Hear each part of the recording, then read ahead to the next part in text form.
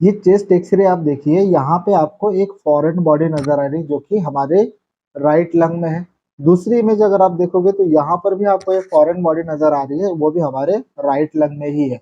अब इसके पीछे का रीजन क्या होता है कि जो हमारी फॉरेन बॉडीज होती है मोस्ट कॉमनली हमें राइट लंग में देखने को क्यों मिलती है।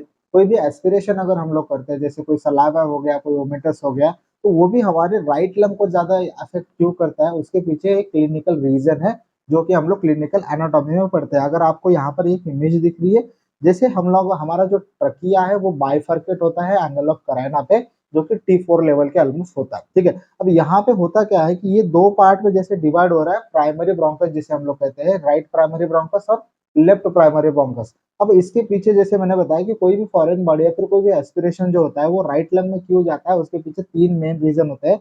जो हमारा राइट साइड का ब्रोंकस है, प्राइमरी ब्रोंकस है, वो एक्चुअली में शॉर्ट डिस्टेंस का होता है एज कम्पेयर टू लेफ्ट, यानी कि ये ऑलमोस्ट 2 सेंटीमीटर के आसपास होता है, और ये लेफ्ट अगर देखेंगे तो वो 5 सेंटीमीटर के आसपास होता है। दूसरा रीजन क्या होता है, ये वाइड होता है एज कम्पेयर टू लेफ्ट, यानी कि ये वाइडर देन लेफ्ट होता है, ठीक है।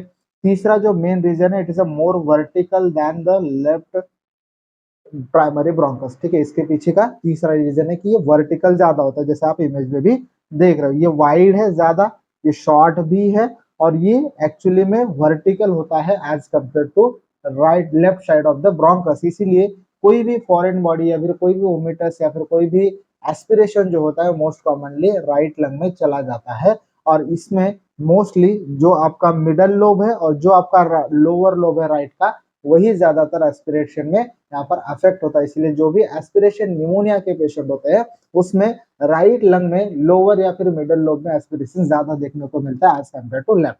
ये इसके पीछे का क्लिनिकल रीजन होता है। और ऐसे ही क्लिनिकल एनाटॉमी रील्स के लिए हमें फॉलो जरूर कर लीजिए, ये रील सेव कर लीजिए, अपने दोस्तों के साथ शेयर भी कीजिए ताकि दूसरों को भी इस रील का फायदा। Thank you.